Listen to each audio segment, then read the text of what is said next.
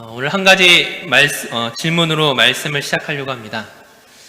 여러분들은 칭찬하는 말을 듣기 원하십니까? 아니면 무시하는 말을 듣기 원하십니까? 칭찬하는 말이죠. 네.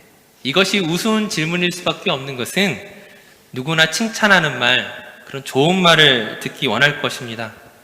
무시를 당하고 경멸당하기 원하는 사람은 아무도 없을 것입니다. 하지만 저와 여러분이 가지고 있는 이 그리스도인이란 이름은 사실 경멸적인 의미를 지니고 있던 호칭이었습니다. 그리스도인이란 이름이 언제 어떻게 시작되었습니까? 사도행전 11장 26절에 보게 되면은 안디옥에서 비로소 그리스도인이라 일컬음을 받게 되었더라 말하고 있습니다. 그 스데반 집사의 순교 이후에 그 성도들이 이방 땅으로 흩어지게 되었고 이제 제자들이 그 복음을 이방인들에게도 전파하기 시작했습니다. 그렇게 세워진 이 안디옥 교회는 유대인과 헬라인, 또 유대인으로 개종했던 헬라인 등 다양한 유형의 사람들이 있었습니다. 이제 이 사람들을 이야기할 때에 더 이상 인종이나 어떤 지역으로 특징 지어지는 것이 아니라 다른 이름으로 불리우게 되었는데 바로 그것이 그리스도인이란 이름이었습니다. 안디옥 교회 성도들이 스스로를 불렀던 이름이 아니라 다른 사람들이 그들에게 붙여준 이름이었습니다. 그렇다면 누가 이 이름을 지었겠습니까? 유대인들이 지은 것이 아니었습니다. 왜냐하면 이 그리스도에 해당하는 이 히브리어가 메시아입니다. 유대인들은 예수님을 메시아로 인정하지 않았기 때문에 그 안디옥 교회 성도들에게 그리스도인이라는 이름을 붙일 리가 없죠. 즉 유대인들은 초대교회 성도들을 나사렛 이단 혹은 나사렛 땅이라고 불렀습니다. 그리스도인이라 이름 붙인 사람들은 유대인이 아니라 로마 사람들, 그 지역에 있는 헬라 사람들에 의해 붙여진 이름이었습니다. 하지만 로마 사람들이라고 해서 그 안디옥 교회 성도들을 존중하거나 혹은 섬기는 의미로 그 이름을 붙였겠습니까? 그런 것이 아니죠. 자신들과는 전혀 다른 방식으로 살아가는 이 사람들이 그냥 구별짓기 위해서 붙인 것이었습니다. 다양한 인종과 다양한 지역에서 모인 이 사람들이 어떻게 이렇게 모여 있는가 신기할 뿐이었습니다. 오히려 어찌 보면은 로마 군인들이 그 예수님을 십자가에 못 박을 때에 예수님이 어떤 분이신지 알지 못하고 유대인의 왕이라는 그 편말을 붙였던 것처럼, 즉 조롱하는 의미로 붙였던 것처럼 지금 안디옥 교회 성도들이 예수 그리스도를 믿는 그 신앙을 보면서 조금 우습게 생각하거나 경멸의 의미를 담고 아마 그리스도인이라 불렀을 것입니다. 이처럼 그리스도인은 처음에는 그 조롱과 경멸의 의미를 담고 있는 호칭이었지만 이 호칭이 어떻게 변합니까? 그 그리스도인이라 불리웠던 그 사람들이 오히려 그 이름으로 불리운 것을 영광스럽게 생각했습니다. 결국 그들의 신앙이 로마 제국을 신앙으로 정복했고 그 이름이 존경을 받는 이름이 되었습니다.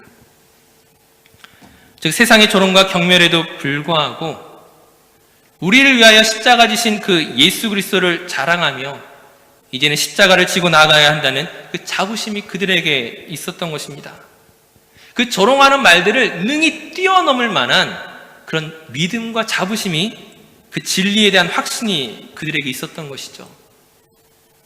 하지만 2000년이 지난 오늘 여전히 교회와 성도를 향한 그 조롱과 비판 앞에서 사실 우리는 과거 안디옥 교회의 성도들처럼 당당하기가 쉽지만은 않습니다. 예수님이 하나님의 아들이신지 모르고 그 유대인의 왕이라는 그 편말을 붙였던 것이나 예수께서 우리 죄를 대신해서 죽으신 그리스도, 곧 구원자라는 사실을 모르는 그 세상의 무지로 말미암은 그 조롱들은 우리 또한 당연히 감수하고 그 앞에서 당당히 서야 하게 됐지만 지금 세상이 걸고 넘어지는 것은 예수님이 아니라 우리 자신이기 때문입니다. 그리고 우리를 향한 그 조롱 앞에서 우리는 그 자부심과 믿음이 아니라 사실 그 부끄러운 마음을 감출 길 없는 그런 안타까운 현실 앞에 우리가 서 있을지도 모르겠습니다. 혹시 어제 한 방송 프로그램을 보신 분이 있으신지 모르겠습니다. 한국의 한 대형교회의 그 비자금 문제를 보도했습니다.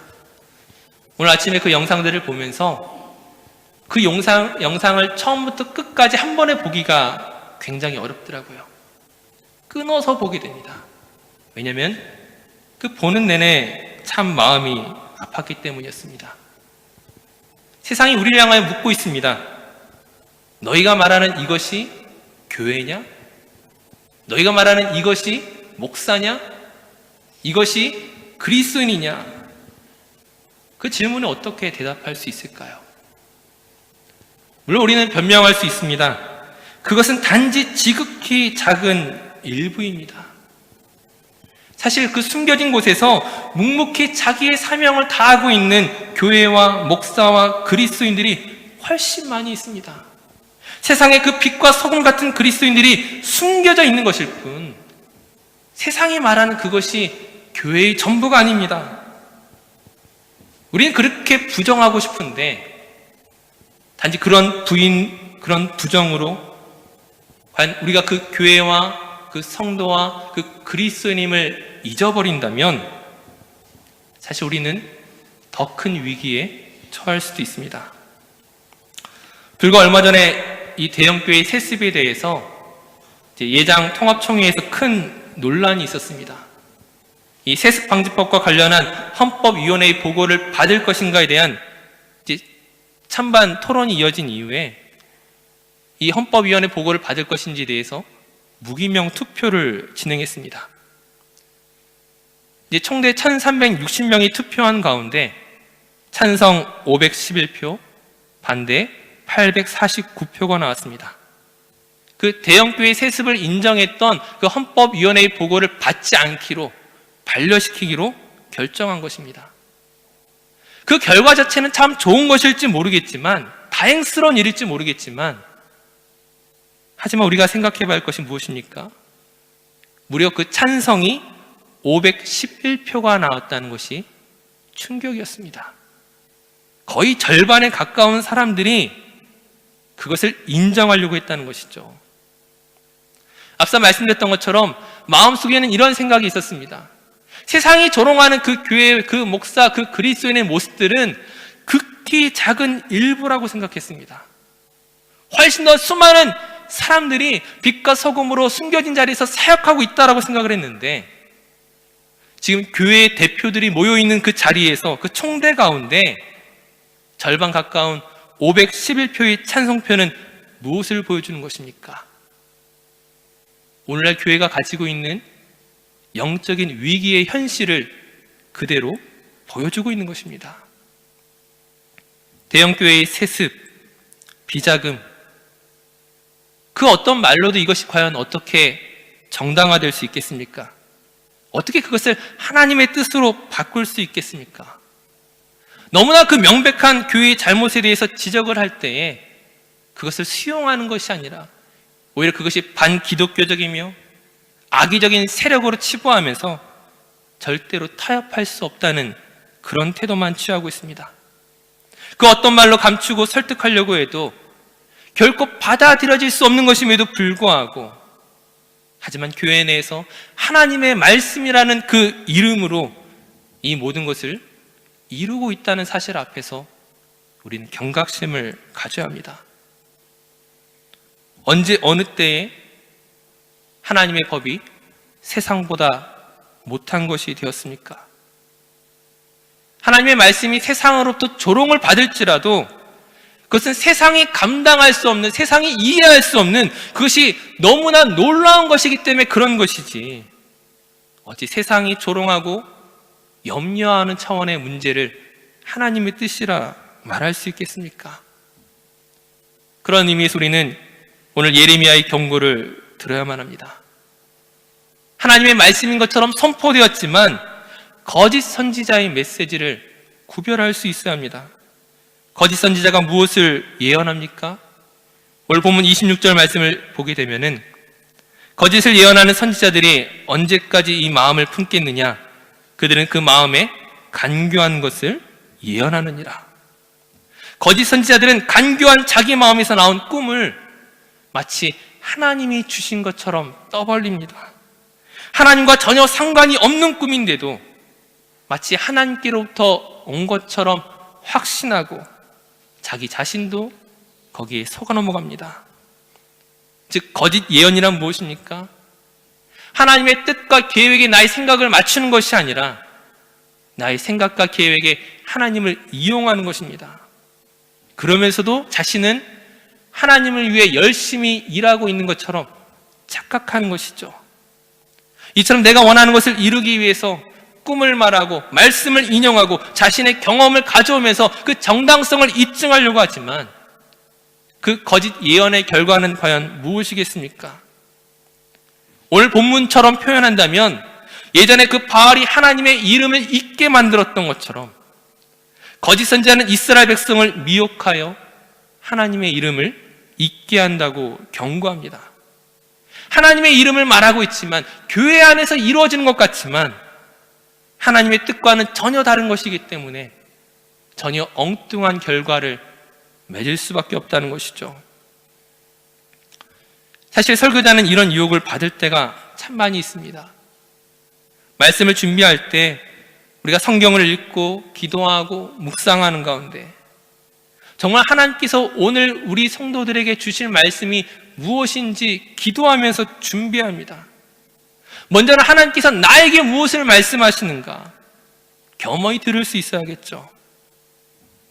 하지만 하나님께서 내게 말씀하시는 것이 무엇인지 듣지 않고 단지 내가 하고 싶은 이야기의 말들을 준비하면서 하나님의 말씀을 끌고 오려고 하는 경우가 얼마나 많이 있는지 모릅니다.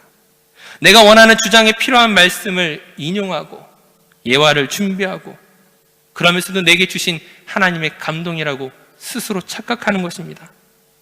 하나님의 말씀을 듣게 하는 것이 아니라 설교자의 말을 듣게 할 때 그 말씀의 결과가 무엇이겠습니까? 오늘 본문 32절의 표현처럼 아무 유익이 없는 그런 말씀이 돼버리고 마는 것입니다. 제가 20대 중반에 처음으로 교육전도사 사역을 시작하게 되었습니다. 이제 어린 학생들을 대상으로 설교하는 것이지만 설교를 하게 될 때 굉장히 설레는 마음이 있었습니다. 이 설레는 마음은 정말 잠깐뿐이고 그 이후에는 상당히 부담을 많이 가졌습니다. 설교하면서 제 스스로 느끼게 된 것이 어떤 것이냐면 정말 하나님의 하시는 말씀을 그들에게 전해야 되는데 하나님의 말씀이 아니라 내 생각과 내 말을 전할 수 있는 위치로 변질되기 십상이라는 것이었습니다. 너무도 쉽게 단지 내 말과 사상과 생각을 전할 수 있는 자리로 변질될 가능성이 너무나 많이 있는 거예요. 마음만 먹으면 얼마든지 그럴 수 있다는 것이 저에게는 부담스럽고 설교를 준비할수록 두려운 마음이 들었습니다. 그런 부담감 속에 제가 스스로 취했던 조치가 하나 있었습니다. 제가 예전에도 한번 말씀을 드린 적이 있는데 옛날 핸드폰에 보게 되면은 이렇게 짧은 문장을 기록할 수 있는 이제 그런 칸이 있었습니다. 그래서 제 핸드폰 바탕화면에 짧게 한 문장을 기록했습니다. 뭐라고 적었냐면 사기치면 죽어, 이 6글자를 적었습니다. 어떤 의미냐면은 설교자가 하나님의 이름으로 사기치면 죽는다. 하나님의 음성이라고 말하면서 거짓말하면 넌 죽는다. 하나님이 주신 꿈과 비전이라고 말하면서 막상 그것이 네 비전이면 넌 죽는다. 네가 경험하지도 않은 일이면서 마치 네가 경험한 은혜인 양 거짓 예와 들먹이면 넌 죽는다. 핸드폰을 하루에도 수십 번씩 열 때마다 그 문구를 보는 것입니다. 사기치면 죽어. 네가 전도사로, 목사로 하나님의 이름을 망령되이 행하면 넌 죽어. 하루에도 수십 번씩 그 문장을 되뇌었습니다. 매일같이 읊조리면서 나의 계획과 나의 생각을 하나님의 뜻으로 포장하고픈 그 모든 유혹과 죄성으로부터 싸워야만 했습니다. 그렇게 하지 않으면 얼마든지 넘어질 수 있는 유혹에 빠질 수 있는 저의 약함을 알고 있었기 때문이었습니다. 한국에서 그렇게 한 7, 8년 정도를 하고 다니다가 이제 호주에 와서 스마트폰으로 바꾸면서부터는 그 문장을 기록하지 않았었어요. 오늘 아침 말씀을 준비하면서 다시금 스마트폰에 같은 문장을 적었습니다. 사기치면 죽어. 하나님 앞에 정직하게 바로 서지 않으면 네가 하는 그 어떤 사역과 그 어떤 열매도 하나님이 기뻐하시는 열매가 될 수 없어. 하나님의 이름으로 거짓 메시지 전하지 말자. 이것이 교회인가? 이것이 목사인가? 그 세상의 질문에 부끄럽지 않도록, 아니 그 부끄러움을 떠나서 하나님의 말씀을 맡은 자로서의 그 자부심과 당당함을 잃지 않기 위해서 끊임없이 돌아보지 않으면 우리는 얼마든지 넘어질 수 있는 그런 사람들입니다. 하지만 오늘 말씀드리고 싶은 것은 이것이 한 사람의 목회자에게만 해당되는 것이 아니라 우리 모든 그리스도인에게 동일한 것입니다. 한 사람 한 사람이 정말 하나님의 말씀을 맡은 자로서 빛과 소금으로 살아가야 할 책임이 있습니다. 내가 원하는 것을 얻어내기 위해서 하나님의 말씀을 끌고 오는 것이 아니라, 인용하는 것이 아니라 하나님께서 각자에게 주시는 그 음성을 듣고 그 말씀에 겸허히 순종할 수 있는 그런 믿음으로 우리가 다시 한번 서야 된다는 것이죠. 그런 도전이 오늘 이 시대에 필요한 것입니다. 제가 가끔 청년들에게 이런 이야기를 할 때가 있습니다. 청년들이 이제 좋아하는 형제 자매가 있을 때 절대로 그 사람의 이름을 불러가면서 기도하지 말라고 이야기합니다. 왜 그럴까요? 그 누군가를 향하여 그 이름을 불러가면서 응답하면 하나님께서 반드시 어떻게 해요? 응답하시기 때문입니다. 진짜 그 사람이어서 응답하시는 것이 아니라 내가 원하는 대로의 응답으로 착각하는 것이죠. 어떤 자매를 저에게 주십시오라고 기도하면 성경책을 피면 꼭 어떤 것을 핍니까? 오늘 우리가 찬양했던 것처럼 구하라 그러면 너에게 주실 것이요. 하나님 응답하셨네요. 기도하면 어떻게 됩니까? 그 사람을 생각하고 기도하면 눈을 감고 있지만 그 사람의 얼굴이 보입니다. 그러면서 하나님께서 내게 응답하셨다라고 착각합니다. 우리 마음의 욕심이, 우리의 간교한 마음이, 우리의 간교한 생각이 나의 생각을 마치 하나님의 생각처럼 뒤바꾸는 것입니다. 사랑하는 성도님들, 오늘날 교회를 향한 세상에 거센 물결이 있습니다. 만약 우리가 하나님의 뜻이 아닌 나의 생각과 나의 계획과 나의 비전에 집중하기 시작하면 세상의 그 거센 물결 앞에서 우리는 절대로 맥을 출 수가 없습니다. 그러나 우리의 생각과 계획을 하나님 앞에 다 내려놓고 하나님의 뜻을 물으며 하나님이 기뻐하시는 그 삶을 살아가기 위하여 우리가 몸부림친다면 그 거센 물결 앞에서 우리는 오히려 그리스도라는 그 이름의 영광을 얻게 될 것입니다.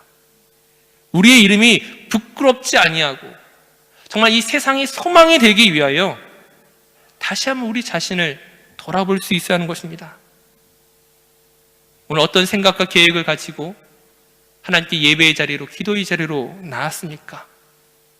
나의 꿈을 하나님 앞에 주장하는 것이 아니라 하나님의 꿈 앞에서 나의 모든 계획과 생각을 맞출 수 있도록 그 믿음의 길로 담대하게 나아갈 수 있는 저와 모든 성도들 되시기를 주님의 이름으로 축원합니다.